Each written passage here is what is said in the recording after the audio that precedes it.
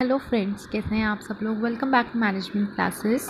आज इस वीडियो में मैं आप लोगों के साथ डिस्कस करूंगी अबाउट द कोरिलेशन, इसके various types and methods of how we calculate correlation. So video start करने से पहले अगर अभी तक से आपने मेरा चैनल सब्सक्राइब नहीं किया है then please to subscribe my channel. So let's start today's video. सबसे पहले हम बात करेंगे what is correlation all about. Correlation एक वो प्रोसेस है जो एक रिलेशनशिप इस्टेब्लिश करता है अमंग दी टू वेरिएबल्स। एक वेरिएबल डिपेंडेंट होती है, एक वेरिएबल इंडिपेंडेंट होती है। जैसे कि अगर हम एग्जांपल लें जो क्रॉप्स होती हैं जो हम ग्रो करते हैं और रेन का, तो इसमें जो हमारी क्रॉप्स हैं वो किस पे डिपेंडेंट है, रेन पे डिपेंडेंट है। तो यहाँ पे हमारी दो वेरिएबल कौन कौन सी हो गई, एक रेन हो गई, दूसरी क्रॉप्स हो गई। ठीक है। अब जो मेथड्स होते हैं कोरिलेशन के, वो उनका क्या रोल होता है, वो इन दोनों वेरिएबल्स के बीच में जो रिलेशनशिप होते हैं उनको समराइज करते हैं। ठीक है।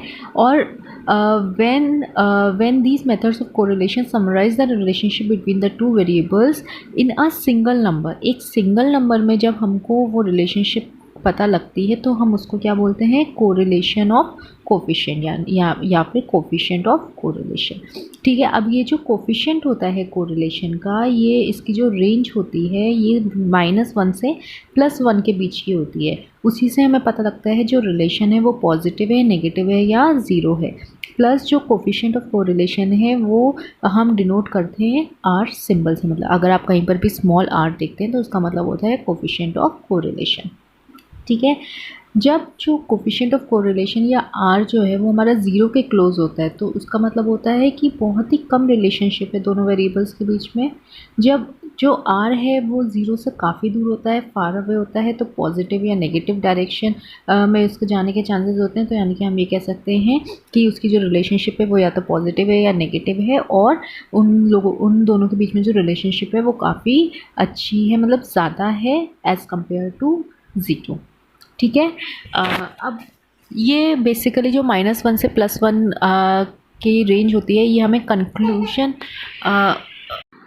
कंक्लूजन देने के में हेल्प करती है। जो भी हमारा आंसर आता है कि जो भी दो वेरिएबल्स के बीच में रिलेशनशिप है वो क्या डिपिक्ट कर रही है, कि कुछ रिलेशनशिप है या नहीं है, पॉजिटिव है या नेगेटिव है। अब नेक्स्ट स्लाइड में आप देख रहे हैं टाइप्स ऑफ कोरिलेशन। ठीक है। अब बेसिकली यहाँ पर हमारे दो टाइप के कोरिलेशन हैं, positive, negative and zero, and second is linear या फिर कर्वीलिनियर या नॉन लीनियर हम जिसको कह सकते हैं। तो पॉजिटिव कोरिलेशन क्या होता है, जब अगर एक वेरिएबल में यानी कि x में अगर इंक्रीज़ हो रहा है और उसी हिसाब से अगर y में भी उतना ही इंक्रीज़ हो रहा है तो जो रिलेशनशिप है हमारी वो हमारी हो जाती है पॉजिटिव रिलेशनशिप, और इसकी जो रेंज होती है वो 0 से +1 होती है, मतलब पॉजिटिव रहती है। ठीक है। जैसे कि हीट और टेम्परेचर, ठीक है, इनका जो रिलेशनशिप होता है वो होता है हमारा परफेक्ट पॉजिटिव कोरिलेशन, मतलब कि जितनी हीट बढ़ रही है उतने से ही हमारा टेम्परेचर बढ़ रहा है। ठीक है। अब बात करते हैं नेगेटिव कोरिलेशन की, तो इसकी जो रेंज होती है वो 0 से -1 की होती है। ठीक है। और इसमें क्या होता है कि अगर एक वेरिएबल यानी कि x में अगर इंक्रीज़ हो रहा है तो दूसरी वेरिएबल y में डिक्रीज़ होगा, दोनों अपोजिट डायरेक्शन में जाएंगे।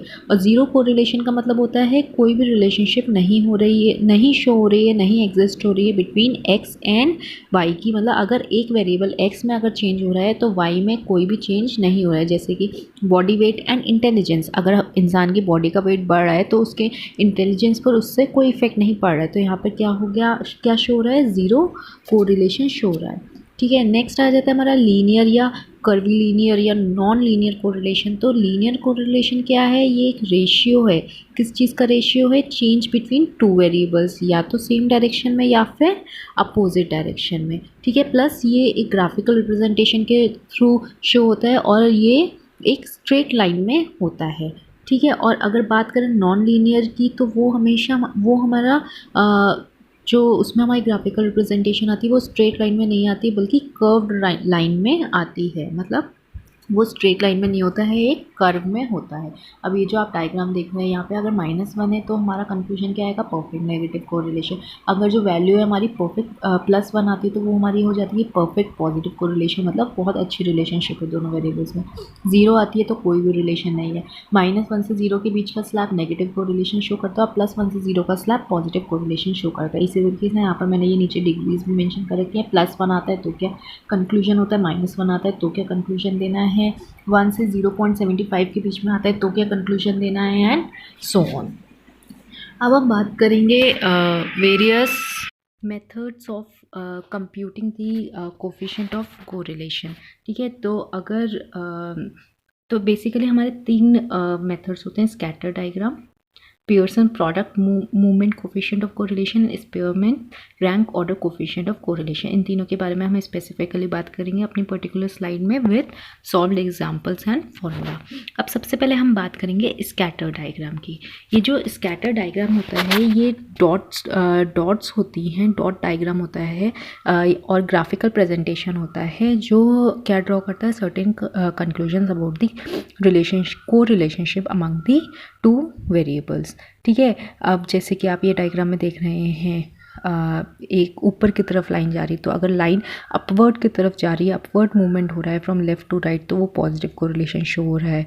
ठीक है, उसी तरीके से अगर लाइंस डाउनवर्ड जा रही हैं and its direction is from left to right, तो वो नेगेटिव कोरिलेशन शो कर रहा है। ठीक है, प्लस अगर जो पॉइंट्स हैं वो वाइडली स्कैटर्ड हैं एक ही जगह पर, ठीक है, तो वो क्या शो कर रहा है कि there is an absence of correlation.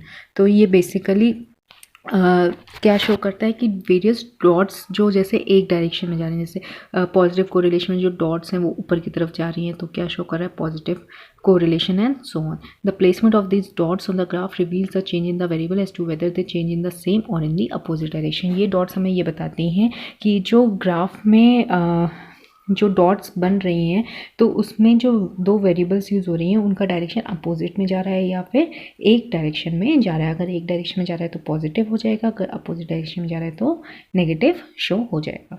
अब बात करेंगे Pearson product movement coefficient of correlation. ठीक है, इसको जो दिया है वो दिया है प्रोफेसर कार्ल पियर्सन ने दिया है और प्लस इसको पहले जो डेवलप कर चुके थे ये हमारे वो कर चुके थे गैलोन एंड ब्रेवियस, उन्हीं की वर्किंग को कार्ल पियर्सन ने फॉरवर्ड किया है।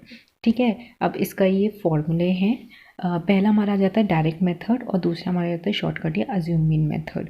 ठीक है, डायरेक्ट मेथड हम 2 तरीके से हम क्वेश्चन को सॉल्व कर सकते हैं। पहले मैंने फॉर्मूला दिया है और जो नेक्स्ट में फॉर्मूला दिया है। ठीक है, इसमें जो हम x और y निकालते हैं वो कैसे निकलता है, x निकलता है हमारा x माइनस मीन से और y में निकलता है y माइनस मीन से। इसमें भी हमको सबसे पहले मीन कैलकुलेट करनी पड़ेगी। नेक्स्ट आ जाता है हमारा शॉर्टकट या assume mean method. Assume mean मतलब d है उसमें। ठीक है, हमें डेविएशंस निकालने होंगे। डेविएशंस निकालने के लिए हमें क्या करना होगा, x माइनस a करना होगा। ये कैसे, ये अभी मैं आपको अपनी नेक्स्ट स्लाइड्स में बताऊंगी इनका सोल्यूशन। सबसे पहले हम बात करेंगे डायरेक्ट मेथड के लिए। अब ये डायरेक्ट मेथड हम कब यूज़ कर सकते हैं, आप कोई सा भी फॉर्मूला यूज़ कर सकते हैं, लेकिन अगर आपकी वैल्यूज़ छोटी हैं, नंबर्स छोटे हैं, ठीक है, वेरिएबल्स का मैग्नीट्यूड स्मॉल है, तो आप डायरेक्ट मेथड का फर्स्ट फार्मूला यूज़ कर सकते हैं, जैसे कि मैंने यहाँ पर करा है। आप देख रहे हैं वैल्यूज़ छोटी हैं, इजी कैलकुलेशन 1 2 3 4 5 3 4 6 7 8 12। तो अब हम अगर देखेंगे फॉर्मूला क्या डिमांड कर रहा है, इसे क्या चाहिए, समेशन चाहिए किसका, एक्स वाई का और एक्स का प्लस वाई का चाहिए। ठीक है, अब इसमें एक हमारी एक्स कॉलम हो जाता है, एक हमारा वाई कॉलम हो जाता है। ठीक है, अब प्लस डिनोमिनेटर में क्या चाहिए, समेशन चाहिए किसका, एक्स स्क्वायर का और वाई स्क्वायर का। एक्स और वाई हमें दिया हुआ है तो सिंपली हम एक्स स्क्वायर निकाल लेंगे, वाई स्क्वायर निकाल लेंगे, एक्स वाई निकाल लेंगे।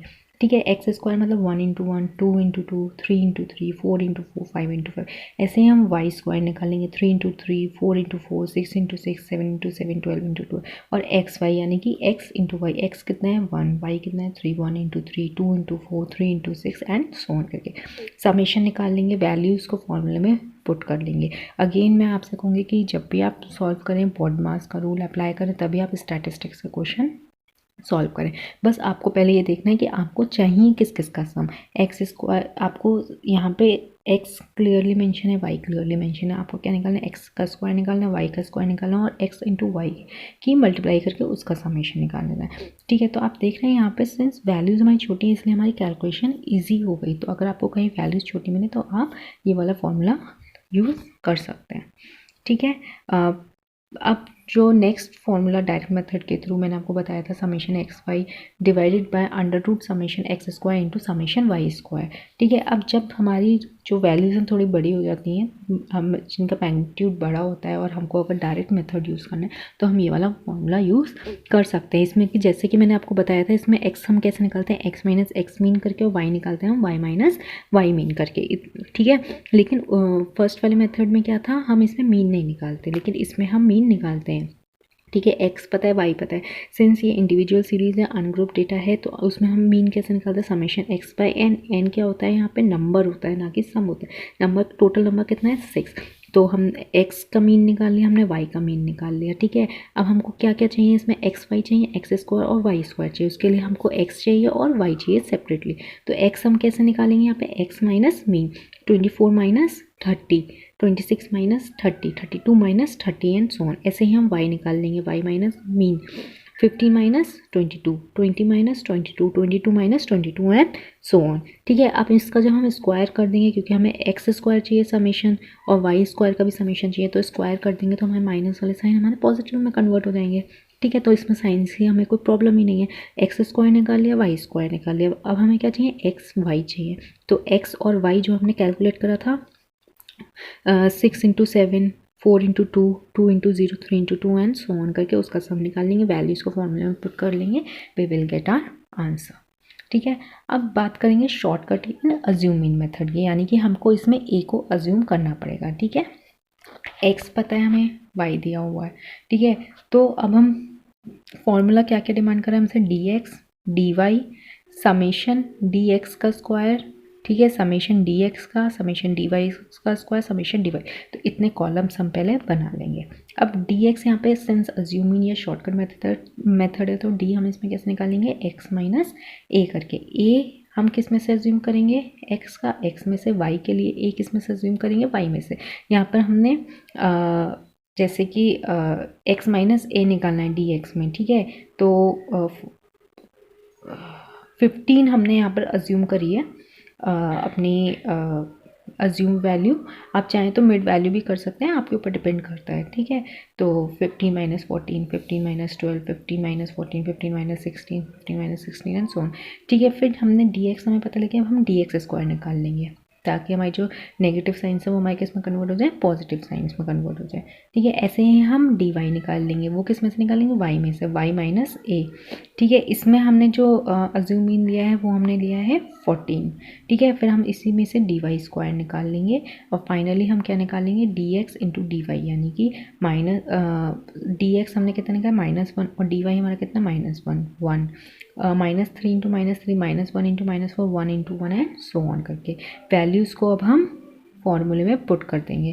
ठीक है, summation D X D Y हमने कितना निकाला, 6, समेशन डी एक्स हमारा कितना निकला है, 0, समेशन डी वाई हमारा कितना है, -8। ठीक है, under root summation D X square हमारा कितना निकला है, 18, समेशन डी एक्स कितना है, 0, उसका स्क्वायर, समेशन डी वाई हमारा कितना निकला है, 8, समेशन डी वाई कितना है हमारा, समेशन डी वाई जो हमारा आ रहा है वो है हमारा -8, उसका होल स्क्वायर। ठीक है, तो इस तरीके से करके जब हम वैल्यूज़ को पुट कर लेंगे हमको हमारा आंसर मिल जाएगा। अगेन जब भी आप न्यूमेरिकल सॉल्व करें, please to apply the rule for BODMAS, right. अब बात करेंगे इसी में ही एक और मेथड आता है, शॉर्टकट मेथड की जगह हम एक मेथड और यूज़ कर सकते हैं। जैसे कि जब हमें लग रहा है कि हमारी जो वैल्यूज़ है वो बहुत ज़्यादा वास्ट है, एक कॉलम में और एक कॉलम में स्मॉल है, ठीक है, या दूसरे कॉलम में भी बहुत ज़्यादा वास्ट है। ठीक है, तो उस केस में जो हम कॉन्टिन्यूस सीरीज़ में हम डी जैसे निकालते थे, X minus A divided by I, तो हम वैसे करके निकालेंगे। अब जैसे इसमें हमें दिख रहा है कि एक्स की वैल्यूज़ बहुत ज़्यादा वास्ट है एज़ कम्पेयर टू वाई, तो हम यहाँ पर डी एक्स जब निकालेंगे तो हम क्या फॉर्मूला यूज़ करेंगे, X minus A divided by I. ठीक है, तो डी एक्स पहले हमने एक्स माइनस ए कर लिया, इसमें हमने ए जो लिया है वो लिया है 2200 एक्स के कॉलम में, और वाई के कॉलम में जो हमने ए अज्यूम किया वो किया है हमने 6। तो डी एक्स अब हम निकाल लेंगे, फिर नेक्स्ट कॉलम में मैंने यहाँ पे सेपरेटली ये कैलकुलेशन बताई है ताकि आपको इजी हो जाए। dx को i से डिवाइड कर लेंगे, i यानी कि क्लास इंटरवल वो सॉरी साइज होता है among the series, since individual series है तो जो इसमें डिस्टेंस कितना है 1800 से 1900, 1900 से 2000, 100 का डिस्टेंस है तो वो हमारा क्या हो जाएगा i या c। ठीक है, उसी हिसाब से dy, सिंस dy की वैल्यूज बहुत छोटी हैं तो इसमें हमें ज़रूरत नहीं है i से डिवाइड करने की, इसमें हम सिंपल x माइनस a तक ही अपनी कैलकुलेशन रखेंगे। फिर हमने dx स्क्वायर निकाल लिया, dy स्क्वायर निकाल लिया, dx dy निकाल लिया। सेम प्रोसेस जैसे हमने पहले लास्ट एग्जाम्पल में शॉर्टकट मेथड में किया था वैसे ही हम इसमें करते जाएंगे and we will get our resultant answer.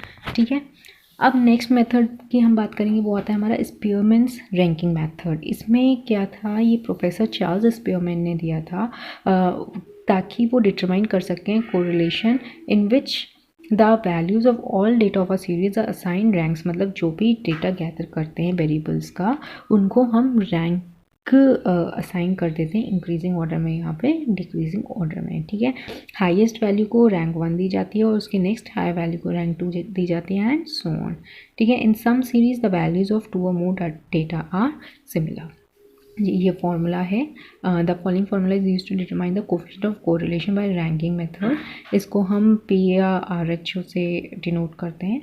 और नेक्स्ट फार्मूला भी मैंने, दो फार्मूलेज होते हैं for determine correlation coefficient by ranking method of two such series as have got 2 और more data of similar values. The following Spearman formula is use, मतलब अगर हमारे पास दो वैल्यूज़ हैं और मतलब दो कॉलम्स तो होते ही हमारे पास, अगर हमारे पास उनमें सिमिलर वैल्यूज़ हैं 2 या 2 से ज़्यादा, तो अब हम ये वाला नीचे वाला फॉर्मूला अप्लाई करते हैं।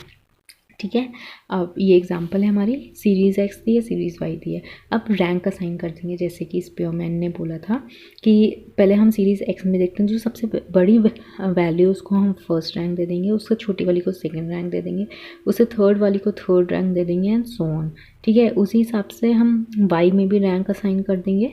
ठीक है, फर्स्ट वाले को हम 1 दे देंगे, सेकंड हाईएस्ट वाले को second, third, fourth, fifth and so on करके हम रैंक असाइन कर देंगे। यानी कितनी सीरियल नंबर है 1 से 10, तो रैंक में हमारी कितनी असाइन होगी 1 से 10। फिर अब फॉर्मूला क्या मांग रहा है, समेशन डी स्क्वायर। इसमें डी कैसे निकलता है, R1 माइनस R2। ठीक है, फिर उसका हम जब डी का स्क्वायर कर देंगे तो we will get the summation for D square. ठीक है, उसको हम डिवाइड करेंगे एन स्क्वायर माइनस 1। यहाँ पर जो हमारा n होता है वो हमारा होता है नंबर, ना कि टोटल। ठीक है, नंबर टोटल कितना है 10, 10 का स्क्वायर 100 माइनस 1। ठीक है, तो इस हिसाब से जब हम रखेंगे तो we will get our resultant answer. हमारी वैल्यू कितनी आई है 0.78, जो क्या शो करती है कि higher degree of positive correlation है दोनों सीरीज़ के बीच में, पॉजिटिव भी है और 0 से +1 के बीच में। तो हमने ये कंक्लूड कर सकते हैं कि इन लोगों के बीच में higher degree of positive correlation. अब इसमें एक प्रॉब्लम आती है जो आती है टाइड रैंक्स की, मतलब अगर रैंक जो है हमारी सीरीज़ में वो दो एक जैसी रैंक हैं तो उस केस में हम कैसे रैंक अलॉट करें, क्योंकि इसमें जो हमें रैंक अलॉट करनी होती है वो नेक्स्ट हाईएस्ट या नेक्स्ट लोएस्ट वैल्यू पर अलॉट करनी होती है। अब जैसे आप इसमें देख रहे हैं सीरीज़ एक्स में दो रैंक्स मतलब 26 और 26 हमारी 2 बार रिपीट हुई है सीरियल नंबर 3 एंड 7 में।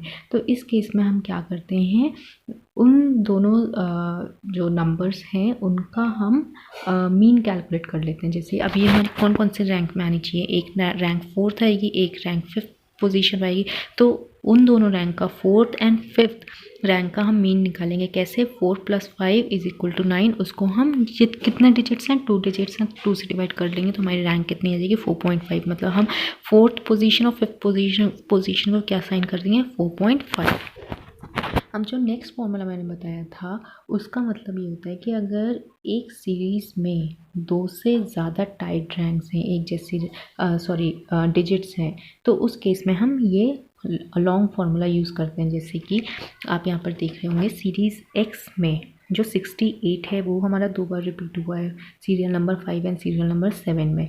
लेकिन अगर सीरीज़ एफ़ की हम देखते हैं तो उसमें 68 4 बार रिपीट हुआ है सीरियल नंबर 2 पर, सीरियल नंबर 3 पर, सीरियल नंबर 8 पर एंड सीरियल नंबर 11 पर। तो उस केस में जब हमारी जो टाइड रैंक्स होती हैं वो 2 से ज़्यादा रिपीट होती हैं, तो उस केस में हम ये लॉन्ग फार्मूला अप्लाई करते हैं। अब इसमें भी हम सेम प्रोसेस करेंगे, हम मीन कैलकुलेट कर लेंगे। सीरियल नंबर सीरीज़ एक्स में सीरियल नंबर 5 एंड 7 में 68 रिपीट हो रहा है, तो उस पर हमारी कितनी रैंक अलॉट होती है, 4th एंड 5th पोजीशन की रैंक। तो 4 और 5th का हम मीन ऐड ऑन करके मीन निकाल लेंगे।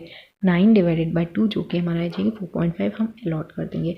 ठीक है, 4th रैंक आ गई, 5th रैंक अलॉट कर दी, 1st 2nd 3rd हम अलॉट कर चुके थे। अब जो नेक्स्ट हमारी आ जाएगी वो क्या रैंक आ जाएगी, 4th 5th अगेन 6th, लेकिन दोबारा 6th और 7th पोजीशन पे टाइट रैंक आ रही है, तो अगेन हम मीन निकालेंगे तो हमारा क्या आ जाएगा 6.5। फिर उसकी नेक्स्ट वैल्यू, अब 6th और 7th रैंक हमारी असाइन हो गई, दोनों का हमने मीन निकाल लिया। नेक्स्ट हमारी आ जाएगी 8th 9th एंड 10th। उसी हिसाब से वाई सीरीज़ में 1st रैंक अलॉट कर दी, 2nd अलॉट कर दी, नेक्स्ट वैल्यू को 3rd स्मॉलेस्ट वैल्यू को 3rd रैंक हमने अलॉट कर दी। अब जो नेक्स्ट आता है वो आता है 68, यानी कि 4th, फिर 68 है, 4 बार रिपीट हो रहा है, तो 4th 5th 6th 7th position पर 68 आ रहा है, तो हम उसका मीन निकालेंगे तो हमारा क्या देगा 5.5। अब यहाँ 7th पोजीशन तक हमने रैंक अलॉट कर दी। अब जो नेक्स्ट हम अलॉट करेंगे वो क्या अलॉट कर देंगे 8th। ठीक है, अब फिर अगेन हमारे पास रिपीट हो रही है 9th और 10th पोजीशन पे, तो अगेन हम उसका मीन निकालेंगे जो हमारी क्या आ जाएगी 9.5। इस तरीके से हम रैंक्स अलॉट कर देंगे। डी निकाल लेंगे R-R2 करके एंड डी स्क्वायर निकाल देंगे। वैल्यूज़ को फॉर्मूले में पुट कर देंगे और इंटरप्रिटेशन निकाल लेंगे कि यहाँ पे हमारी वैल्यू जो आई है वो 0.7 आई है, मतलब जो रिलेशनशिप है अमंग द टू सीरीज़ वो हमारा मॉडरेट है। सो ये 3 मेथड्स थे। इसमें जो मोस्ट इंपॉर्टेंट मेथड है वो है आपका कार्ल पियर्सन मेथड। इसमें ध्यान रखिएगा, अगर वैल्यूज़ छोटी हैं तो आप डायरेक्ट मेथड यूज़ कर लीजिएगा, उसका फर्स्ट फॉर्मूला। अगर वैल्यूज़ कुछ बड़ी हैं तो आप मीन निकाल कर फॉर्मूला यूज़ करिएगा। और अगर वैल्यूज़ में अगर आप अज्यूमिंग मेथड यूज़ करना चाहते हैं, उसकी आपकी बहुत अच्छी प्रैक्टिस है, तो आप इजीली शॉर्टकट या अज्यूमिंग मेथड भी निकाल सकते हैं, जिसमें आपको डी फाइंड आउट करना है, D X and D Y, तो आप वो वाला मेथड भी अप्लाई कर सकते हैं। So that's all about today. I hope आपको आज की वीडियो समझ में आई तो प्लीज़ इसे लाइक करें, शेयर करें, कमेंट करें, कोई भी क्वेरी है, and don't forget to subscribe my channel. Thank you so much.